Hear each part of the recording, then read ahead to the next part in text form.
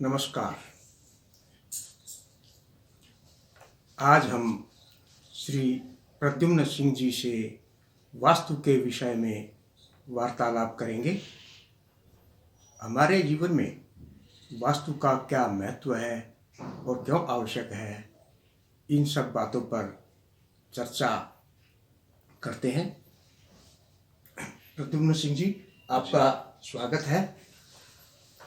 आप आज की इन समस्याओं को देख करके पहले बताएं, वास्तु क्या है?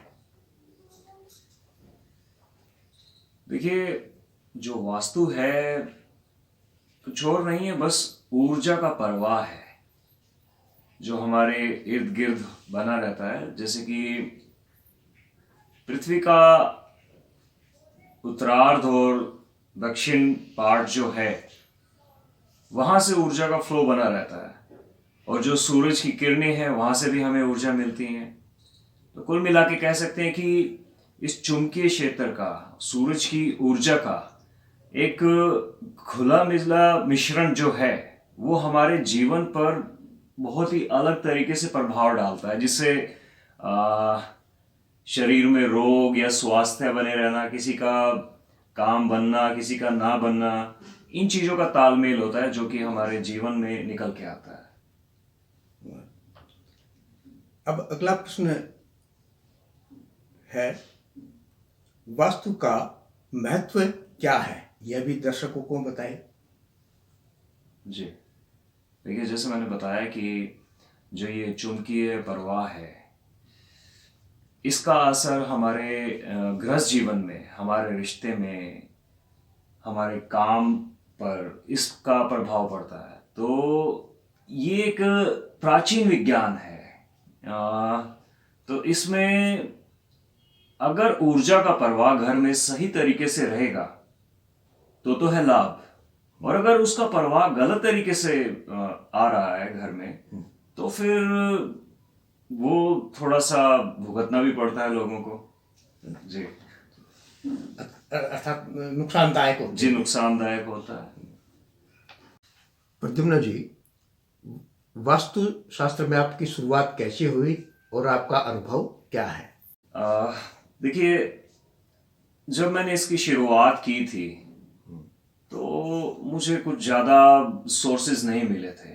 हर जगह कॉमर्शियलिज्म है और बहुत सही जानकारी, सटीक जानकारी का मिल पाना बहुत मुश्किल होता है। लेकिन उसके बावजूद मेरा बहुत ही इंटरेस्ट था कि मैं इसके अंदर जाऊं, और जब मैं गया, इन चीज़ों को पढ़ना शुरू किया, इसके साथ साथ पूजा पाठ भक्ति, जब ये चीज़ें शुरुआत की, तो एक चीज़ निकल कर आई कि जब भी मैं किसी के घर में जाता था, विजिट करता था, तो मुझे एक एनर्जी का फील होता था कि वहाँ पर कोई ये कह पाना मेरे लिए सही नहीं है कि बुरी है अच्छी है, बिकॉज ये थोड़ा सा पक्षपात हो जाता है। हम जिस घर में जाते हैं उसकी ऊर्जा के बारे में हम ज़्यादा ज्ञान नहीं रख पाते हैं।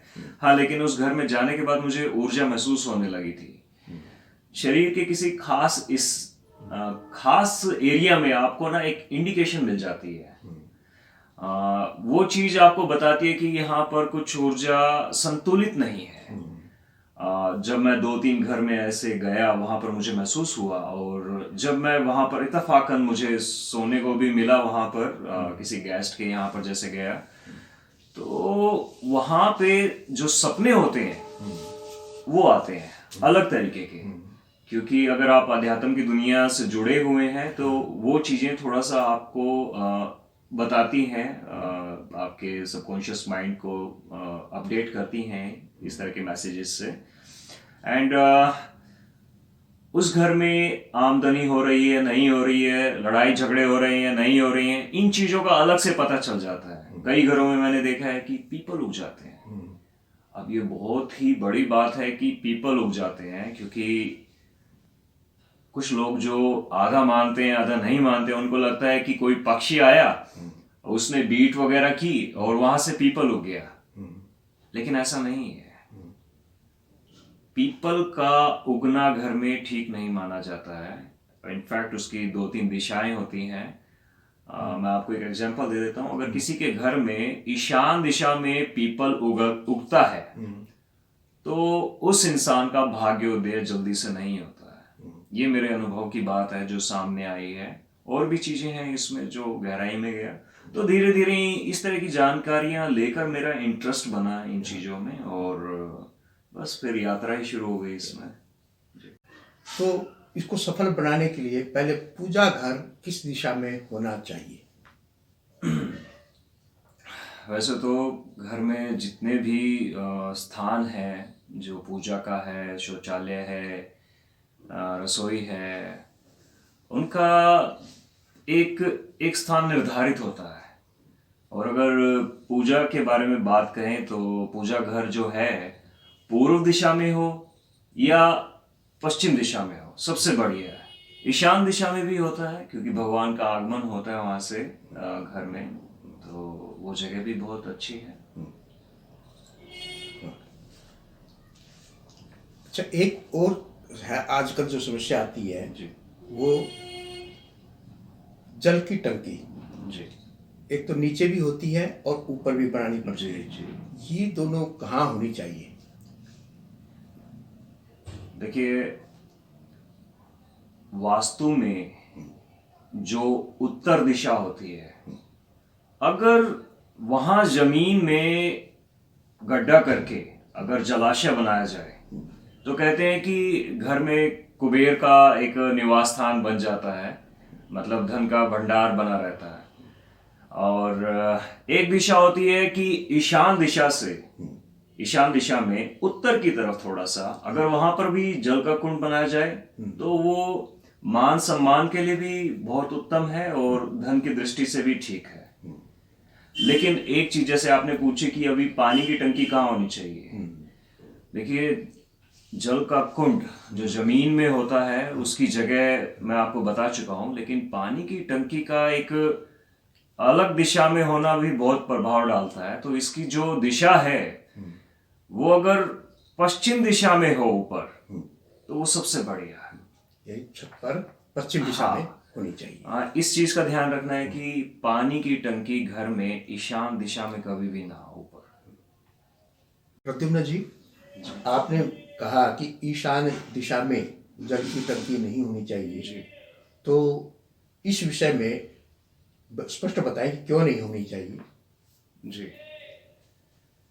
देखिए, ये विज्ञान आम इंसान के लिए समझना बहुत ज़्यादा आसान नहीं है, लेकिन जो लोगों के रिसर्च से निकल के हैं, जो वास्तुशास्त्री हैं जिनके रिसर्च से ये चीज़ें निकल के आई हैं, ईशान दिशा में अगर पानी की टंकी होती है तो उस घर में, उस परिवार में लोगों के स्वास्थ्य पर बहुत अलग तरीके का असर पड़ता है।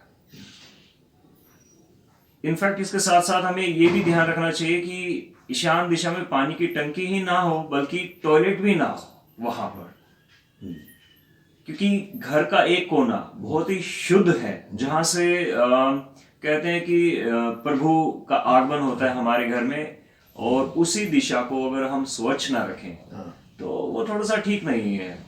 जो वास्तु है, ज्योतिष है, उसमें टॉयलेट को हमने राहु कहा हुआ है, तो राहु अगर ईशान की दिशा में आ जाए तो वो चीज भगवान की दिशा में ठीक नहीं है वो फिर वास्तु की दृष्टि से।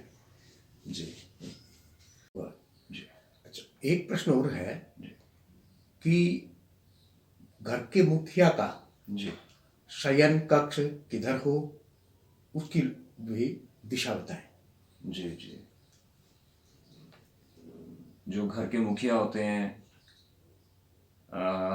दरअसल वही होते हैं घर में जो धन धान्य प्रदान करवाते हैं, किसी तरह से मेहनत करके कमाते हैं। तो उनका जो स्थान है जो वास्तु के हिसाब से है वो है दक्षिण पश्चिम के मध्य का स्थान, जिसे दक्षिण पश्चिम जी नैऋत्य कोण भी कहते हैं जिसे। तो उस दिशा में अगर शयन कक्ष हो तो वो सबसे बढ़िया है। बाकी वास्तु में जितने भी लोग होते हैं, बच्चे हैं, बुजुर्ग हैं, उनका स्थान अगर उनके उनके हिसाब से तय किया जाए तो सबसे बढ़िया रहता है। हाँ, एक बात और, अब जैसे कुछ लोग रिटायर हो जाते हैं और वो आदत फिर भी नहीं छोड़ते हैं, अपना नैऋत्य दिशा में रहते हैं, तो वो चीज थोड़ा सा ठीक नहीं रहती है, क्योंकि उनकी जो पीढ़ी होती है, अब वो जो अर्निंग कर रहे हैं उनको वो पक्ष सौंप देना चाहिए जी, क्योंकि वो पितरों का स्थान होता है। और जो इंसान अपनी स्किल को डेवलप करता है, कुछ कमाना चाहता है, घर के लिए कुछ करना चाहता है, तो वो स्थान उसके लिए सबसे बेहतर है जी। तो ये वास्तु के विषय में प्रश्न थे जी। प्रद्युम्न जी, आपका बहुत बहुत धन्यवाद।